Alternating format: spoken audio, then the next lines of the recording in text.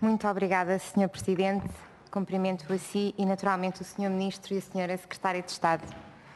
Sr. Ministro, em 25 de maio de 2016 levou a Agenda para a Igualdade à Concertação Social, nomeadamente apresentando aos parceiros sociais a Agenda para a Igualdade no mercado de trabalho e nas empresas com o objetivo e bem de prevenir e combater as desigualdades de género. Aliás, isto consistia numa das medidas previstas no programa do Governo, que foi exatamente a de promover, em conjunto com os parceiros sociais e bem, um compromisso para introduzir nos instrumentos de contratação coletiva disposições relativas à conciliação do trabalho, família e à prevenção e combate às desigualdades de género. O Sr. Ministro, há um ano, apontou 5 áreas estratégicas de intervenção, nomeadamente no âmbito das disparidades salariais, na segregação ocupacional, na parentalidade, na conciliação da vida pessoal, familiar e profissional. No início de 2017, o Sr. Ministro Adjunto afirmou que o Governo propôs o alargamento dos direitos de parentalidade de 15 para 20 dias úteis a gozar obrigatoriamente pelo pai, num documento que foi entregue aos parceiros sociais e com eles discutido na reunião da Comissão Permanente da Concertação Social. Com esta alteração, que nós achamos útil, a duração total da licença de parentalidade do pai manter-se-á em 25 dias úteis, subindo para 20 o número de dias obrigatórios e sendo reduzido o número de dias facultativos de 10 para 5. O Sr. Ministro também propôs ainda o alargamento da licença parental por internamento hospitalar da criança após o nascimento. Presentemente, a lei prevê a suspensão da concessão do subsídio parental inicial e o Governo quer que nestas circunstâncias haja um alargamento da licença inicial correspondente ao período inicial de internamento da criança com limite de 30 dias, uma alteração que deverá aplicar-se nos sistemas previdencial e de solidariedade. O Sr. Ministro apresentou também um conjunto de medidas e de combate às desigualdades salariais e de promoção da igualdade de género entre homens e mulheres. Constam também da proposta do Governo medidas específicas de promoção da igualdade salarial que incluem o reforço de competências da CIT e da Autoridade para as Condições do Trabalho e a definição de um plano corretivo para as empresas onde sejam detectadas disparidades nesta matéria. Sr. Ministro, para o Grupo Parlamentar do PSD nós estamos em consonância absoluta com estas medidas que consideramos muito positivas e, aliás, a maioria delas vão ao encontro de um pacote legislativo que o PSD teve a ocasião de apresentar na Assembleia da República em 8 de março deste ano e que ainda está na fase de especialidade, mas dizer que naturalmente que nós consideramos muito positivas estas medidas, mas gostaríamos que passassem de medidas a políticas concretas e era neste sentido que eu lhe iria perguntar exatamente qual o ponto de situação que estas medidas que foram anunciadas há um ano, Sr. Ministro, está neste momento, porque entendemos que esta matéria é uma matéria urgente, entendemos prioritária, o Sr. Ministro também entendeu e achamos que passado um ano ainda não vemos em concreto estas medidas como gostaríamos de ver. Depois, Sr. Ministro, uma das questões que preocupa particularmente o Grupo Parlamentar do PSD prende-se exatamente com a violência contra as pessoas idosas. É um problema grave, como sabe, e que tem vindo a aumentar e que possui uma profunda marca de género. Em 2014 foi realizada uma campanha nacional de sensibilização dirigida ao público em geral, e especialmente às pessoas mais velhas, visando-as sensibilizar para a violência exercidas sobre si mesmas e alertando para a especial vulnerabilidade das mulheres face a este tipo de violência. Esta campanha foi relançada em 3 regiões, Centro, Sul e no Porto, tendo sido apresentadas nas respectivas sessões embaixadores e embaixadoras que quiseram dar voz à ideia de que nunca é tarde para viver uma vida sem violência. De acordo com as estatísticas publicadas recentemente pela APAV, são 3 os idosos que procuram ajuda por dia, que é um número alarmante, o que dará 21 por semana.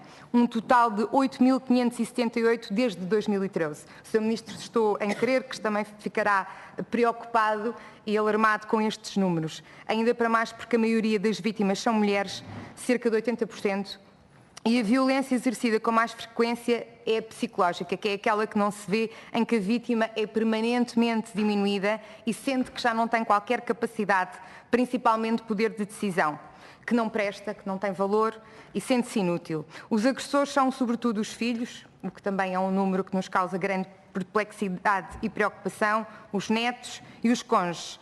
E em 4,4% dos casos são maltratados também pelos próprios vizinhos. Já o relatório anual da atividade do Provedor de Justiça de 2016 revela que a linha do cidadão do idoso recebeu, naquele ano, 2.878 chamadas. O Provedor da Justiça, na semana passada, em audição, exatamente nesta comissão, afirmou que este aumento, bem como os registados pelas estatísticas oficiais da Justiça, não reflete a realidade diariamente vivida, que é ainda mais trágica e sofrida. E eu perguntar-lhe, Sr. Ministro, uma parte desta realidade acaba por ser denunciada por terceiros, como os familiares, os vizinhos, os profissionais de saúde, mas também pela própria vítima, que chega a um ponto em que não aguenta mais e que já não tolera a violência física e psicológica. E eu perguntava-lhe, Sr. Ministro, sendo esta a realidade do fenómeno de violência contra pessoas idosas, considera o Governo atuar nesta matéria e em que medida? Em concreto, quais são as propostas e as medidas que o Sr. Ministro tem em mente para acautelarmos estas situações que são de grande preocupação e começam a atingir realidades e dimensão social que nos preocupam e nos obrigam a atuar naturalmente?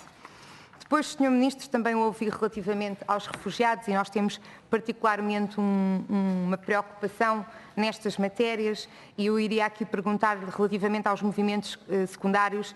As instituições que acolhem refugiados têm comunicado ao Serviço de Estrangeiros e Fronteiras o abandono do nosso país por parte de várias centenas de pessoas refugiadas acolhidas em Portugal ao abrigo do Programa Europeu de Recolocação.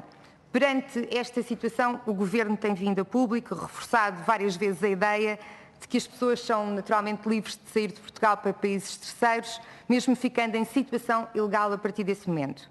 E aquilo que eu lhe perguntaria, Sr. Ministro, é o que está o Governo a fazer, naturalmente em articulação com os restantes países de acolhimento, mas em especial junto das instituições nacionais, para tentar evitar os movimentos secundários que levam a que Portugal se torne potencialmente num país no espaço europeu sem capacidade de fixação dessas pessoas. O Sr. Ministro disse que nós estaríamos do lado certo da história, nós acreditamos que podemos estar ainda do lado mais certo da história e acreditamos que Portugal tem capacidade para permitir e fixar as pessoas neste território e, por isso, o teor da minha pergunta é exatamente nesse sentido. Depois, Sr. Ministro, também relativamente ao acolhimento de crianças refugiadas, o último relatório de avaliação do Grupo de Peritos do Conselho da Europa sobre o tráfico em Portugal, que, aliás, permita-me, fez várias referências elogiosas ao trabalho desenvolvido em Portugal entre 2013 e 2015, insta o Estado português a prestar especial atenção às crianças migrantes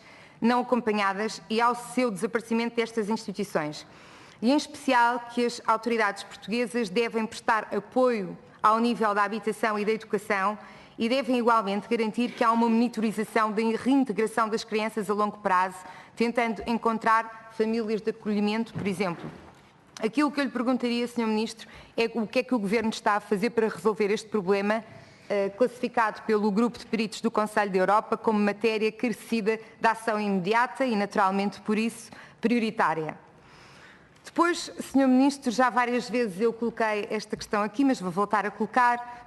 Os 3 planos nacionais na área da igualdade, o 5º Plano Nacional para a Igualdade de Género, Cidadania e Não Discriminação, o 5º Plano Nacional de Prevenção e Combate à Violência Doméstica e de Género, que inclui o Programa de Ação para a Eliminação da Mutilação Genital Feminina, e o 3º Plano Nacional de Prevenção e Combate ao Tráfico de Seres Humanos, terminam a sua vigência no presente ano, e assim nós gostaríamos de saber, Sr. Ministro, em primeiro lugar, qual é o ponto de situação quanto aos procedimentos para a avaliação externa e independente, que será natural na execução destes planos, que o Governo tem de promover. Por outro lado, se o Governo já tem consolidadas as opções para a próxima geração de planos nacionais, nomeadamente se manterá a mesma estrutura ou se, como tem sido por várias vezes indicado, se vão seguir estruturas diferentes dos planos atualmente em vigor e com que temáticas. E se vão seguir outras estruturas, porque é que o vão fazer? Porque, naturalmente, se não temos avaliação, Sr. Ministro, como é que poderemos indicar que temos que ir noutro sentido? Isto é uma pergunta clássica do Grupo Parlamentar do PSD, mas que ainda não obtivemos uma resposta cabal a esta situação. E para terminar, Sr. Ministro, gostaria de lhe perguntar relativamente ao mecanismo dos e-grants. O Sr. Ministro diz que já tem financiamento de 3 milhões e 6 milhões, peço desculpa, então percebi mal. Eu perguntar-lhe exatamente quais os projetos e quais são as áreas prioritárias de intervenção. E também quais as entidades gestoras, se vão ser cometidos só à SIG ou serão outras instituições, nomeadamente na área do trabalho, a CIT, se já tem isso planificado e se nos pode dizer. Muito obrigada. Muito obrigado, Sra. Deputada Sandra Pereira.